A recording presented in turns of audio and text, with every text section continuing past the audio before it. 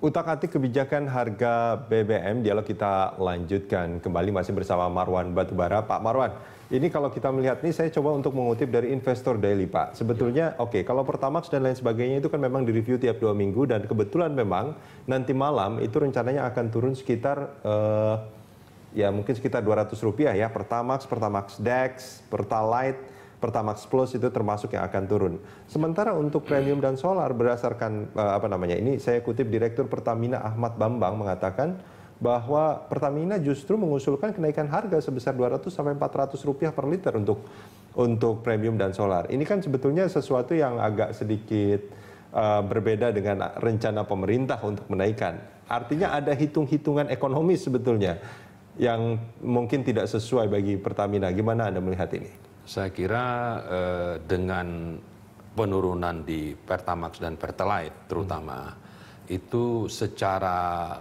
logis premium itu juga mestinya turun dan mungkin persentasenya juga sama. Ya.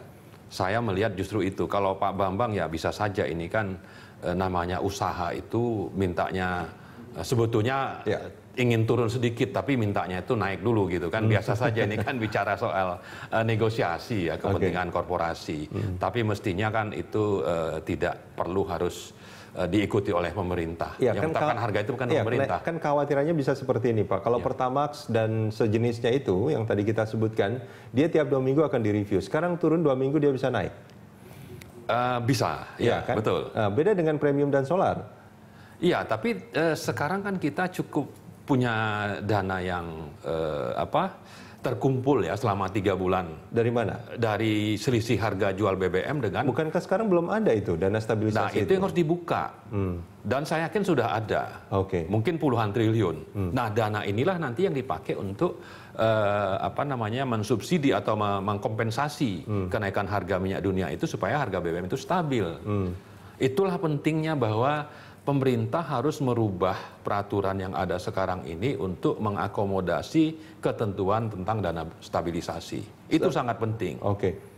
Artinya itu harus dikonkretkan dalam bentuk aturan sebetulnya. Betul. Ya? Nah, makanya Perpres tadi kita sangat meminta kepada pemerintah itu supaya direvisi. Apa sih yang dikhawatirkan sebetulnya? Ya, kita khawatir saja. Itu kan dana milik rakyat. Mungkin pemerintah punya masalah di soal penerimaan APBN yang sedang turun. Ya. Bisa saja nanti digunakan bukan untuk kepentingan energi. Karena dana yang terkumpul itu tidak ada kewajiban untuk apa sebetulnya. Betul. Karena aturannya tidak ada. Betul, seperti itu. Jadi karena itulah kita mau pertama itu ada transparansi, hitung-hitungan dan berapa uang yang terkumpul. Yang kedua ada aturan tentang dana stabilisasi ke depan. Itu. Jadi ada visi juga ya. Di samping bahwa kita bisa saja menerapkan pita harga.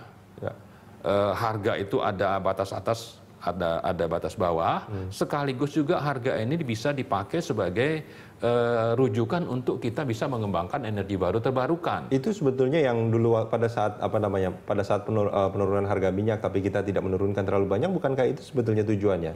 Bahwa dana yang akan terkumpul itu akan digunakan untuk membangun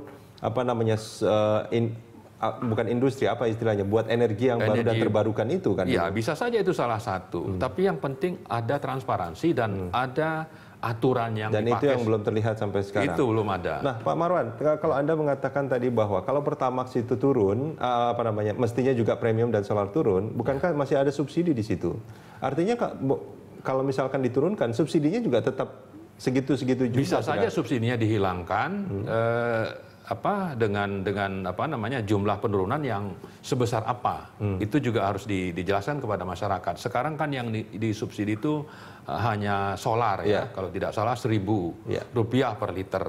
Bisa saja dengan ketentuan atau peraturan yang baru atau formula yang baru yang akan diterapkan untuk 3 bulan ke depan itu, yang 1.000 sudah tidak ada.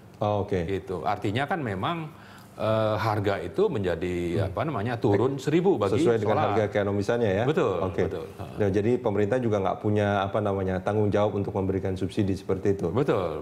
Tapi bukankah itu masih ada di undang-undang? Artinya memang masih ada kewajiban bagi pemerintah untuk Ya, subsidi? artinya kan kalau sepanjang ini ingin terbuka gitu ya, memang sebaiknya tetap saja konsisten dengan apa yang diatur dalam Undang-Undang Energi bahwa subsidi itu adalah hak rakyat.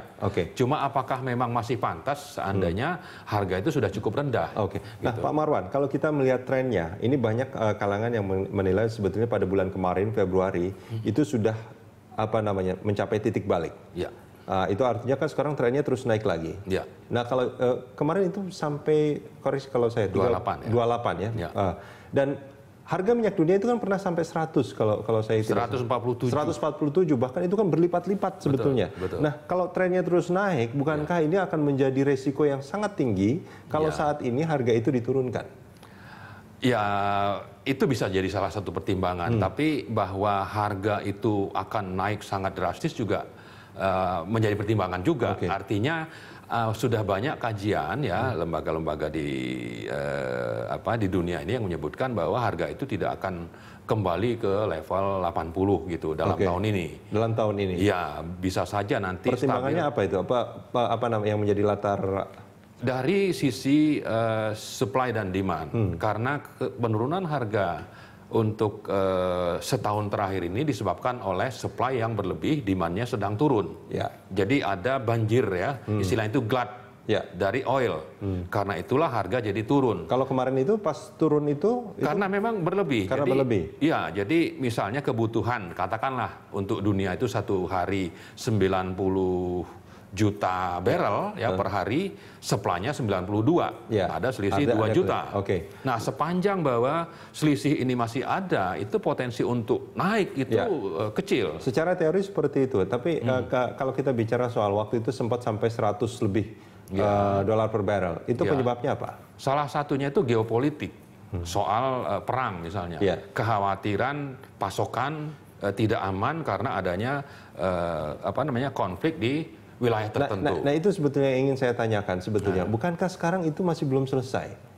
Iya, betul, tapi bukankah juga ada kekhawatiran nanti supply juga akan tersendat dengan konflik yang masih berkepanjangan sampai sekarang? Betul, seperti itu. Tapi faktanya memang pengaruh dari banjir oil ini justru lebih besar dibanding tadi masalah geopolitik. Karena yang namanya konflik di Timur Tengah, terutama terkait dengan ISIS itu kan sudah berjalan mungkin hampir setahun. Dan faktanya tadi supply lah lebih berperan dalam hal membuat harga minyak itu turun. Tidak terganggu ya? Tidak terganggu. Dan ya harapannya juga konflik segera selesai juga supaya tidak terjadi kendala dalam supply. Tapi nantinya. Bisa saja ada beberapa negara yang ingin supaya konflik itu justru lebih besar karena pengalaman selama berpuluh tahun itu untuk menaikkan harga itu memang membutuhkan itu. Pak. Mudah-mudahan bukan itu yang dilakukan pada saat ini. Pak Marwan, kita jeda sebentar. Kita akan lanjutkan di segmen berikut.